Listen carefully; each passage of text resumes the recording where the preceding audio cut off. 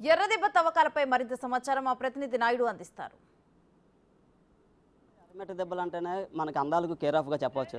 ఈ నేపథ్యంలోనే పూర్తిగా చూసుకుంటే ఈ ఎర్రమట్టి దెబ్బల తవ్వకాల్లో గత 5 సంవత్సరాలుగా వైసీపీ ప్రభుత్వం తవ్వకాలు చేసిందంటూ అక్రమంగా ఆరోపణలు కూడా వచ్చాయి. ఈ నేపథ్యంలోనే పూర్తిగా ఈ రోజు నుంచి ఉదయం అధికారులు కూడా ఇక్కడికి వచ్చి పరిశీలించడం జరుగుతుంది. ప్రస్తుతం మనం ఎర్రమట్టి దెబ్బల దగ్గర ఉన్న పూర్తిగా జువాలజికల్ డిపార్ట్మెంట్ కూడా ఇక్కడికి వచ్చి అధికారులు పరిశీలిస్తున్న పరిస్థితి.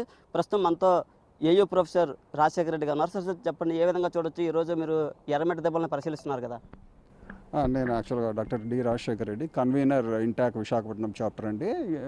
ఇక్కడ అంటే గత కొన్ని రోజులుగా జరుగుతున్నటువంటి వీటిని చూడడానికి ఎగ్జామిన్ చేయడానికి వచ్చాము. వీఆర్ నౌ ఎగ్జామినింగ్ ది అంటే what is the damage done and how much of it is leveled, how much is left behind, so that we can talk to the authorities and take appropriate measures. అంటే ఇక్కడ జరిగిన డ్యామేజ్ని assess చేసి collector గారితో మిగతా authorities తోటి మాట్లాడి దాన్ని restore చేయడానికి ప్రయత్నం చేస్తున్నాము. ఫస్ట్ ఇప్పుడు మేము ఇక్కడ సైట్ ఇన్స్పెక్షన్ చేస్తున్నాము, ఏమైంది, ఎక్కడ ఏమేమి జరిగింది అనేది.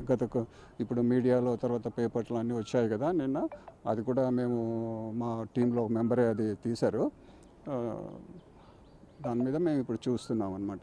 అంటే ఏ విధంగా చూడొచ్చు సార్? ఎర్రమట్టి దెబ్బలు అంటే పూర్తిగా ప్రకృతికి నిలయం, అలాగే ఇక్కడ ఏమైనా సినిమాలు కూడా షూటింగ్లు జరిగిన పరిస్థితి. ఇప్పుడు ఈ ప్రభుత్వాల కారణం వల్ల ఇలా తయారైన పరిస్థితి ఏ విధంగా చూడొచ్చు దీన్ని? యాక్చువల్గా ఇక్కడ సినిమాలో షూటింగ్ చేయడానికి వాటికి అసలు పర్మిషన్స్ ఇవ్వకూడదండి. ఎందుకంటే ఎర్రమట్టి దెబ్బలు అనేది సైంటిఫిక్గా చాలా ఇంపార్టెంట్. ఇది ఇక్కడ మీరు చూస్తున్నారు కదా, అంటే సెట్టింగ్ వేయడం కోసము తర్వాత ఈ రోడ్లు ఇవన్నీ డెవలప్ చేసి ఇదంతా కూడా డిస్ట్రాయ్ చేస్తున్నారు. అది చాలా అంటే ఎన్వైరన్మెంటల్గా ఇకలాజికల్గా చాలా సెన్సిటివ్ అది జోన్. దాన్ని డిస్టర్బ్ చేయకూడదు. అది చాలా ఫ్రగైల్ జియోలాజికల్ ఫార్మేషన్.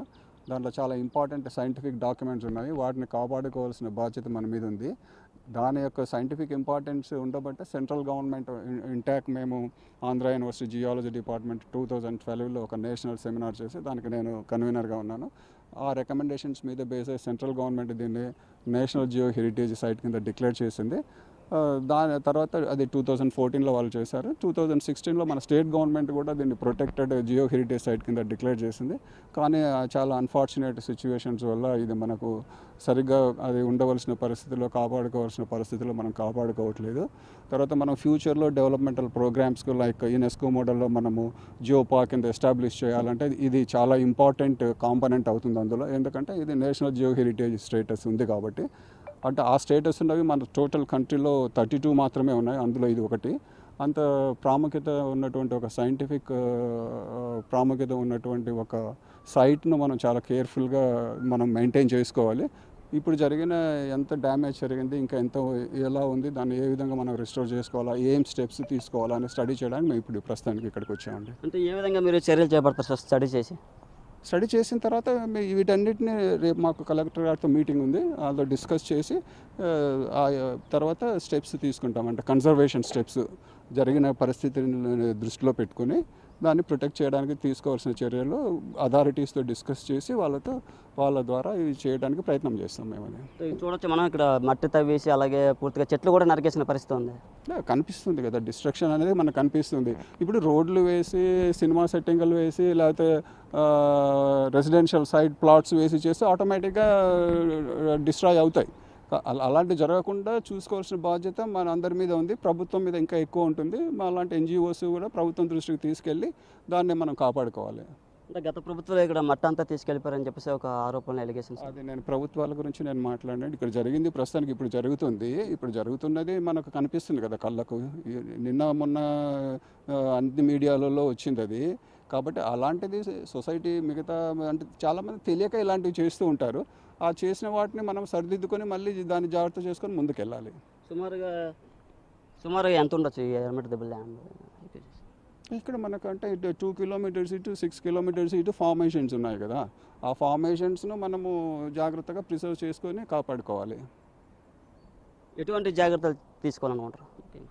ఇది అంటే ఇక్కడ ఏ విధమైనటువంటి కన్స్ట్రక్షన్స్ కానీ లేఅవుట్స్ కానీ ఉండకూడదండి. ఎందుకంటే ఇది ఇకలాజికల్గా చాలా సెన్సిటివ్ ఏరియా. ఇది ఆ ఫార్మేషన్ మీరు చూస్తే దాన్ని పట్టుకొని తీస్తే కానీ అది లూజ్గా ఉండి ఊడిపోతూ ఉంటుంది. అలా పోకుండా మనం జాగ్రత్తలు తీసుకోవాలి. ఇక్కడ ఏదైనా అంటే పర్మనెంట్ స్ట్రక్చర్స్ కానీ లేకపోతే ఏదైనా త్రవ్వకాలు కానీ లేకపోతే ఏదైనా ఏ విధమైనటువంటి యాక్టివిటీస్ చేసినా కూడా అవి డిస్ట్రాయ్ అయిపోతాయి. ఆ డిస్ట్రాయ్ అయిపోతే దాంట్లో ఉన్న, ఎందుకంటే దీనికి సైంటిఫిక్గా చాలా ఇంపార్టెన్స్ ఉంది. ఇప్పుడు global sea level variations, past climates, monsoon available and variabilities, వీటన్నిటి యొక్క సైంటిఫిక్ రికార్డ్స్ ఇందులో ఉన్నాయి కాబట్టి అవన్నీ డిస్ట్రాయ్ అయిపోతాయి. ఒకసారి డిస్ట్రాయ్ అయిపోతే మళ్ళీ మనం దాన్ని బాగు చేసుకునే అవకాశం లేదు ఈ జియోలాజికల్ ఫార్మేషన్స్లో. కాబట్టి మనం కేర్ తీసుకోవాలి.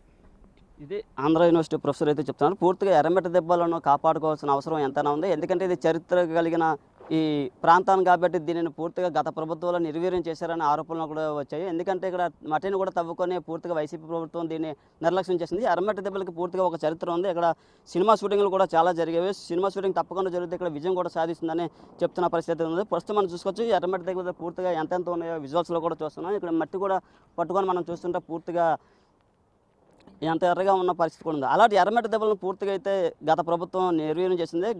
ప్రతిపక్షంలో ఉన్న పవన్ కళ్యాణ్ కూడా అప్పుడు ఈ ఎర్రమట్టి దెబ్బలకు వచ్చి సందర్శించడం జరిగింది. పూర్తిగా వీటిని అన్యాక్రాంతం చేస్తున్నారు. ఈ వైసీపీ ప్రభుత్వం ఇక్కడ మట్టిని తవ్వుకొని పూర్తిగా అయితే అమ్ముకునే పరిస్థితి అయితే ఉందని కూడా ఆరోపణలు కూడా వినిపిస్తున్నాయి. ఏదైనప్పుడు కూడా మొత్తంగా చూసుకుంటే పూర్తిగా అయితే ఇక్కడ ఎర్రమట్టి దెబ్బలను మనం పూర్తిగా చూడవచ్చు, విజువల్స్లో అయితే చూస్తున్నాం. దీనిని కాపాడుకోవాల్సిన బాధ్యత కూడా ఉందని చెప్పొచ్చు. ఉదయం జేసీఐతో పాటు పలు అధికారులు వచ్చారు. ఇప్పుడు కూడా సెంట్రల్ గవర్నమెంట్ నుంచి పూర్తిగా ఏ ప్రొఫెసర్లు కూడా అయితే రావడం జరిగింది. మనం విజువల్స్లో చూడొచ్చున్నాం. మొత్తం ఈ ప్రాంతాన్ని అంతా సందర్శిస్తున్న పరిస్థితి అయితే మనం విజువల్స్లో చూస్తున్న పరిస్థితి ఉంది. ఏదైనా కూడా ఈ ఎర్రమట్టి దెబ్బలను కాపాడుకోవాల్సిన బాధ్యత ప్రభుత్వాలపై ఉంది. అలాగే దీన్ని సంరక్షించాలా, ఇక్కడ ఎటువంటి సినిమా షూటింగ్లు కూడా జరపకూడదు. ఎందుకంటే ఇది ప్రకృతి ఇచ్చిన వరం కాబట్టి దీన్ని నిర్వీర్యం చేయకుండా ప్రభుత్వాలే కాపాడాలని చెప్తున్నారు. కెమెరా పర్సన్ మురళీతో నాయుడు, బిగ్ టీవీ.